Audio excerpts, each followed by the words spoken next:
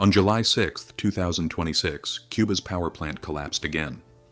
Approximately 10 million people were plunged into darkness. Refrigerators stopped working, water pumps failed, cars and buses disappeared from the roads, and hospitals went on emergency power. For the Cuban people, this meant food spoilage in already scarce homes, medicines in hospitals unable to be kept cold, drug shortages in clinics, and waiting an hour for electricity to come back on and off. This was Cuba's third nationwide power outage of the year.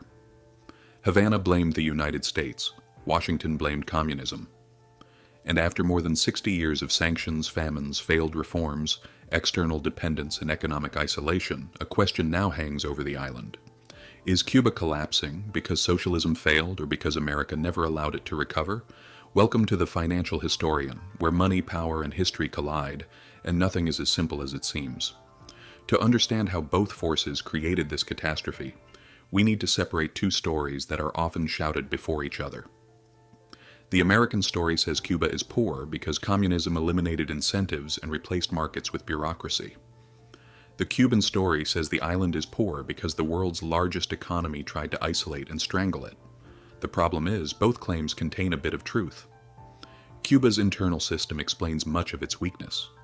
American pressure explains why repairing this weakness is so difficult. One party created the vulnerability, while the other learned how to turn it into a weapon. Cuba's modern economic history begins with the 1959 revolution, when Fidel Castro overthrew the dictatorship of Fulgencio Batista, a ruler closely linked to wealthy Cuban interests, organized crime, and the United States. Before the revolution, American companies held significant positions in Cuba's sugar, public services, oil, banking, and real estate sectors. Cuba was officially independent, but Washington favored intervention. He viewed it as part of a strategic backyard. Therefore, Castro's revolution was more than just an internal change in government.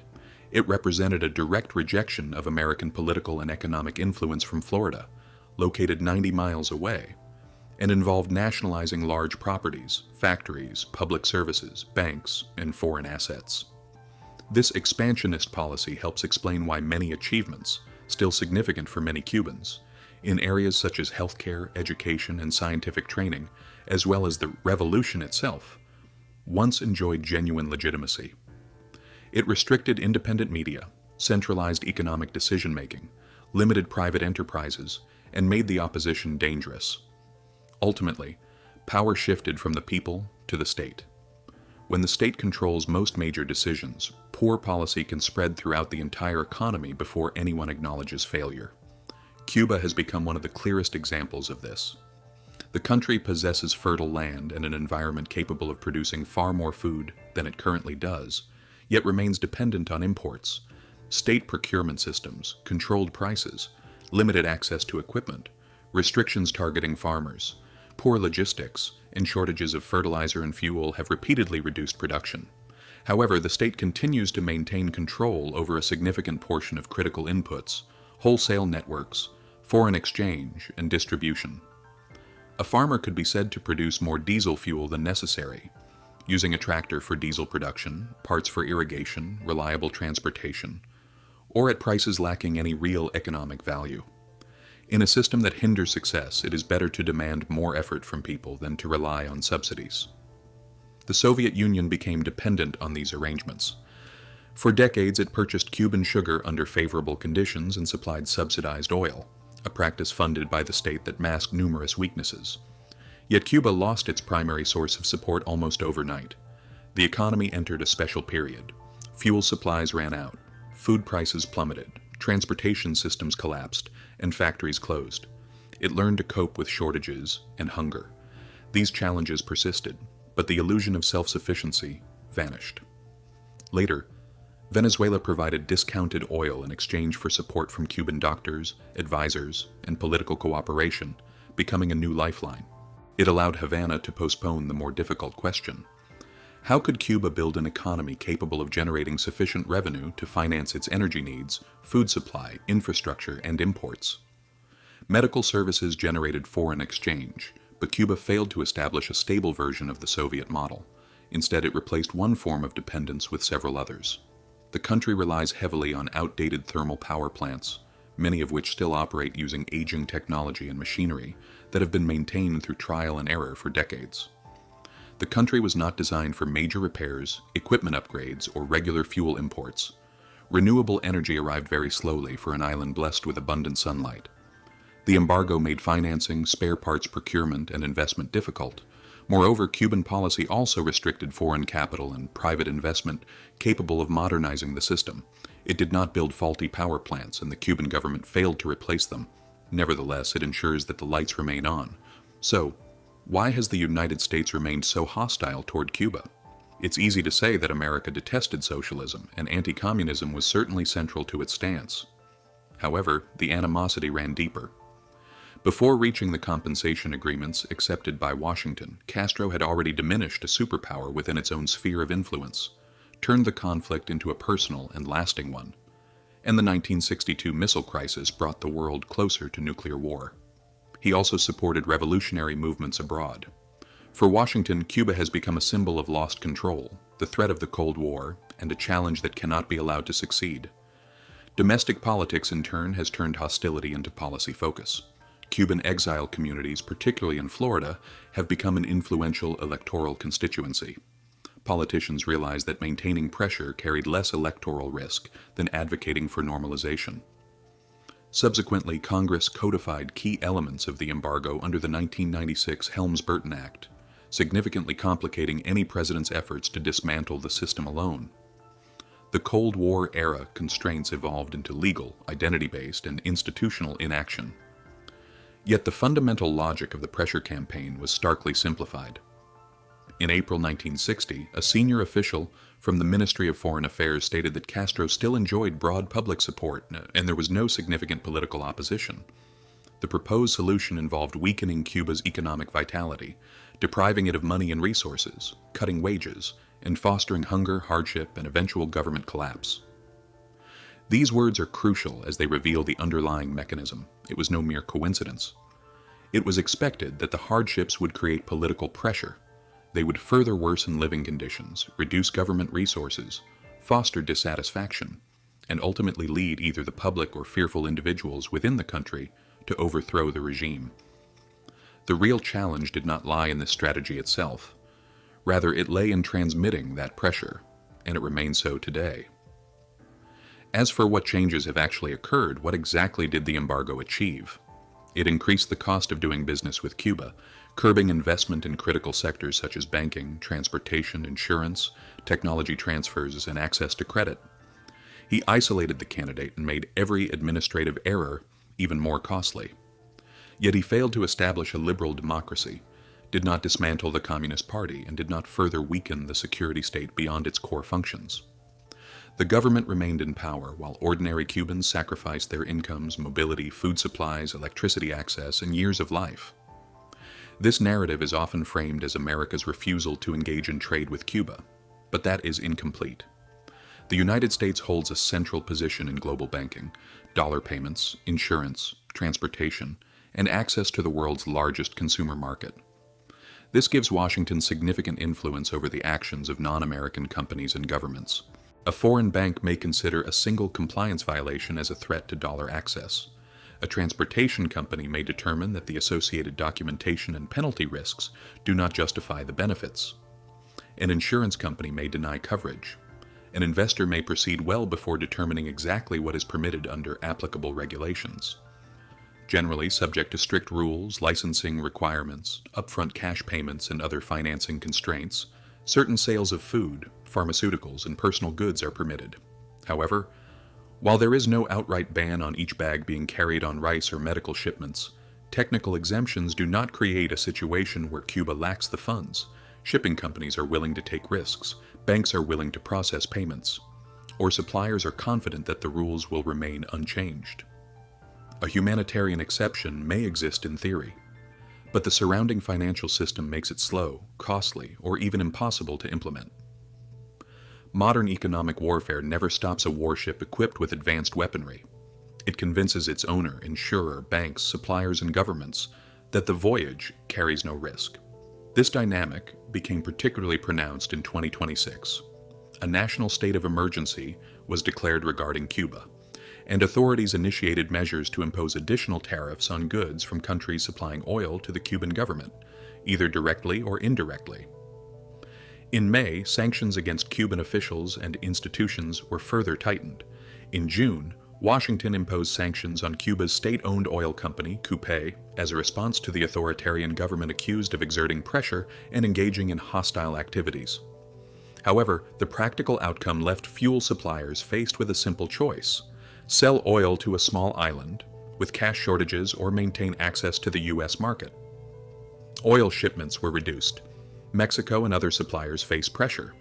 In March, a Russian tanker delivered a temporary shipment, but reserves were reported to have been depleted by the end of April.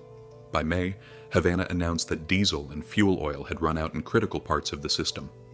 Power outages lasted 20 hours or longer in some areas, and the power grid collapsed again in July.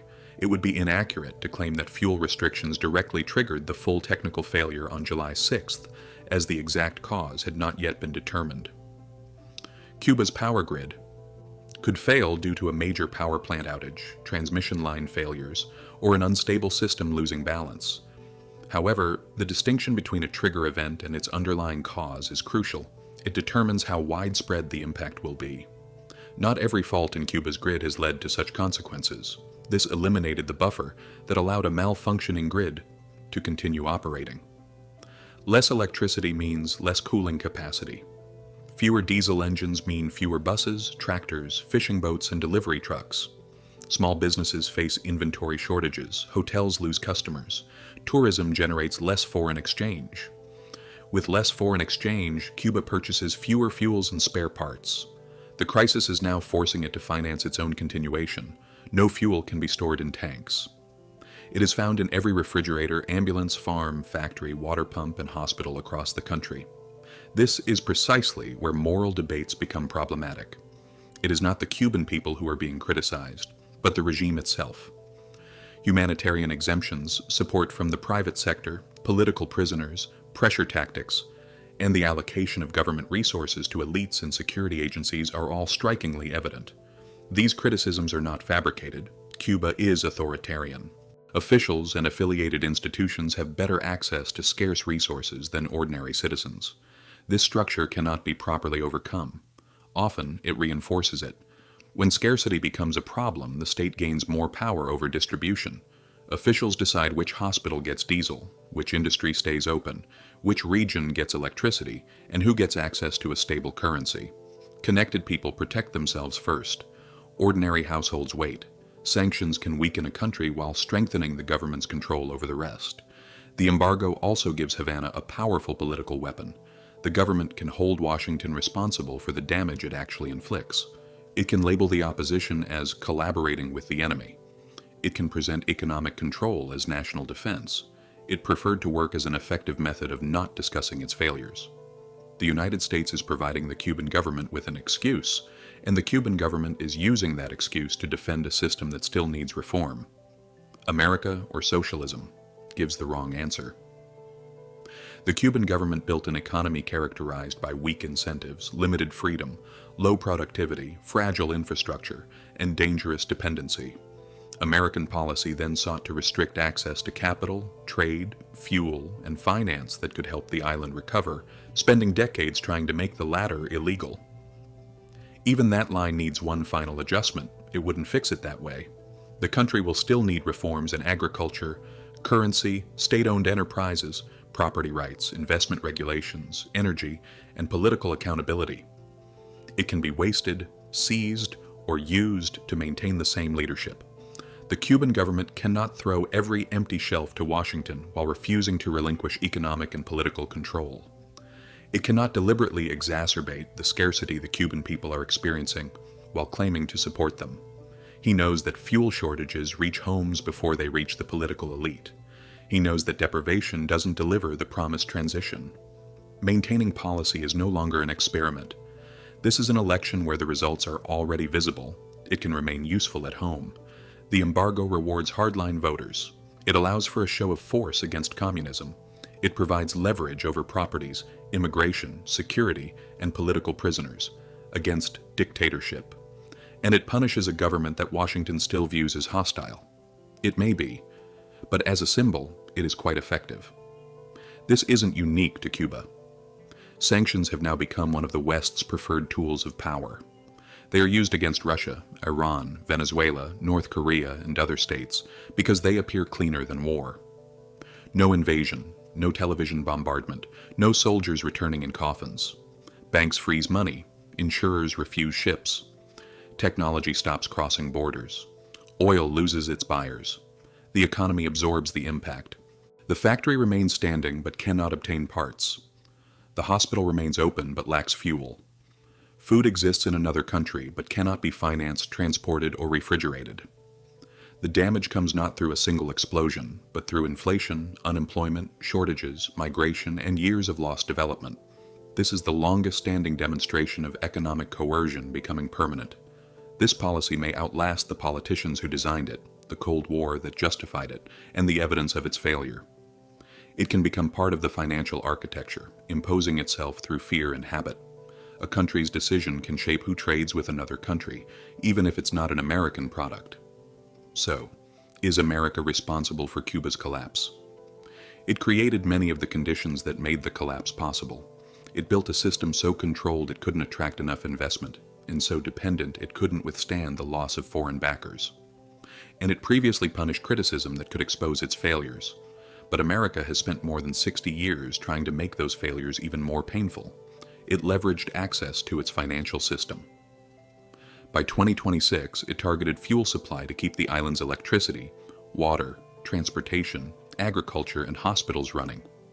It did this knowing it had weathered all previous rounds of pressure and that ordinary people would absorb the initial shock. It also claims to be acting on behalf of the Cuban people. Havana is revolutionizing. Washington is forced to make sacrifices to defeat it. The Communist Party remains in power. American politicians remain bound by the embargo, and Cuban families sit in the dark among them. This is not proof that socialism worked until America destroyed it. This is not proof that American pressure was insignificant because socialism failed.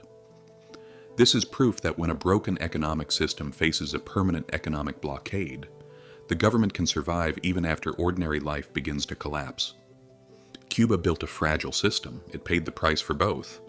If this has given you a new perspective, subscribe. History provides the answers. I will show you where to look.